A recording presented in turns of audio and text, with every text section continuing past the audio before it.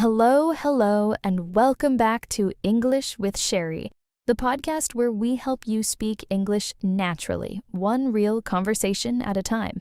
I'm Cheri. And I'm Nick. And okay, before we even get started today, I just have to say something. Go ahead. I need a vacation. Oh, don't we all? No, I'm serious. I've been so busy lately and I'm exhausted, I look at photos of beaches online and I just sit there thinking, why am I not there right now? I completely get that.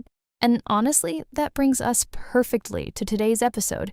Today we're talking all about vacation.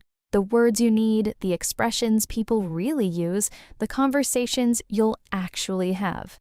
Yes, so whether you're planning a trip, talking to a friend about your holiday, or just sitting at your desk dreaming about the beach, Which is a very specific situation that some of us may be in right now. no comment. We've got you covered today. All right, let's get into it. Okay, so let's start with the basics. Nick, if someone asks you, are you going on vacation this year? What's a simple, natural way to answer? Right, so a really easy one is, yes, I'm planning a trip to, and then you say the place. For example, yes, I'm planning a trip to Thailand. Or if you don't have plans yet, you could say, I'm not sure yet, but I really need a break. Oh, I need a break. That's such a good one. People say that all the time. So at the A1 to A2 level, just know that a break means you need to stop working and rest for a while. It doesn't mean something is broken. It means you're tired and you need a rest. Right, and another really common phrase, I need to get away. Have you heard that one? Oh, yes, I need to get away. It sounds a little dramatic, but honestly, sometimes it is that serious. Really is, and get away means to leave your normal daily life for a bit. Like get away from work, get away from your routine, get away from Your responsibilities. your responsibilities. We'll leave it there. Good choice. Okay, so now let's talk vocabulary. Word number 1, vacation. Now, this is interesting because in British English, people usually say holiday instead. So if you have British friends or you're watching British shows, they say, I'm going on holiday, not I'm going on vacation. Right, and both are totally correct. It just depends on where you are or who you're talking to. In American English, vacation is much more common. In British English, it's holiday. Good to know, right? Okay, word number 2, destination. Your destination is the place you're going, where you want to travel to. So you might hear things like, my dream destination is Italy, or I haven't picked a destination yet, I'm still thinking. And speaking of dream destinations, Nick, if you could go anywhere right now, today, where would you go? Okay, don't judge me. I would never. I think Japan. Japan is my dream destination. The food, the culture, the temples, and the trains that are actually on time. The trains that are on time. That is very specific. I have been let down before, okay? Trains are very important to me. But yes, Japan. What about you? For me, I think I want somewhere slow, somewhere quiet. Maybe Tuscany? Just sitting somewhere beautiful with a good coffee, looking at hills, doing absolutely nothing. That sounds incredible. I know, one day. Okay, back to vocabulary. So we have vacation, destination, and now book. To book something means to make a reservation in advance. You plan it, you pay for it, it's confirmed. So you can book a flight, book a hotel, book a tour, and when people do it, they usually say something like, I already booked my tickets, usually with a lot of excitement. Or panic. Sometimes it's excitement, sometimes it's panic. Oh, and one more word you'll hear a lot is itinerary. Your itinerary is your schedule for the trip. It lists the days, the places you're going, the times of your flights, your hotel bookings, everything in order. Some people have very detailed itineraries, like every hour is planned. And then there are people like me who write, arrive in Tokyo, and that's about it. Both approaches are valid, honestly. Some people love planning every detail, and some people prefer to just see what happens. And in English, if you're the second type, you might say, I'm going with the flow. That means you're relaxed, you don't have a strict plan, you just enjoy whatever comes. I love that expression, going with the flow. It feels very vacation appropriate. It really does. Okay, one more before we move on. Sightseeing. If you go sightseeing, it means you're visiting famous or interesting places in a city, like museums, landmarks, beautiful areas. So you might say, we spent the morning sightseeing, or I want to do a sightseeing tour. Right, and a tourist attraction is a specific place that lots of visitors go to see, like the Eiffel Tower in Paris or Big Ben in London. These are tourist attractions. Good one. And sometimes locals get a little tired of tourist attractions, but honestly, sometimes they're famous for a reason. They really are. I will not apologize for visiting the Eiffel Tower. Nor should you. Both are valid emotions when booking travel. All right, let's do an example conversation. This is the kind of thing you might actually hear at work. Two coworkers talking, and one of them just got back from vacation. Nick, you just came back. I'm your coworker who has not left the office in a very long time. Okay, ready. Hey, welcome back. Oh my goodness, how was your trip? Honestly, it was incredible. We went to Bali and I did not want to come back at all.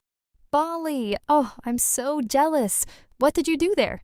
So we went to the beach every morning. The water is so blue you wouldn't believe it. And we tried all this amazing food. Oh, and we did a cooking class one afternoon. That was probably my favorite part. A cooking class. That sounds so fun. And what was the weather like? Perfect. Sunny every single day. I got a little sunburned on day 2, but after that, it was fine. Okay, totally worth it. 100% worth it. All right, so that's a really natural conversation you might have when a friend or coworker comes back from a trip. And let's look at some of the expressions we just used. I didn't want to come back. People say this all the time. It just means you loved the place so much you wanted to stay longer. And I'm so jealous. This is a really friendly, casual expression. It doesn't mean real jealousy. It's just a warm way of saying, wow, that sounds amazing. I wish I could do that. Right, it's not serious. It's vacation jealousy, which I think should be officially in the dictionary. Someone needs to submit that. Okay, let's talk about planning a trip. What phrases do you actually need when you're organizing everything? Right, so some really practical ones. I'm looking for a flight to. You use this when you're searching online or talking to someone at a travel agency. Yes, and you might also say, I'm trying to find a good deal. A deal here means a low price, a good offer, something cheaper than normal. Oh, finding a good deal on flights is, honestly, it's basically a full-time job. Some people are so talented at it. I am not one of those people. Neither am I. I just look at the price, feel a little sick, and book it anyway. Same, every time. Okay, another useful phrase for planning, I'm thinking about going to. This one's great when you haven't decided yet. I'm thinking about going to Portugal means it's an idea, a possibility. You haven't booked anything. And then, once you decide, you upgrade to, I've decided to go to Portugal. Much more confident energy.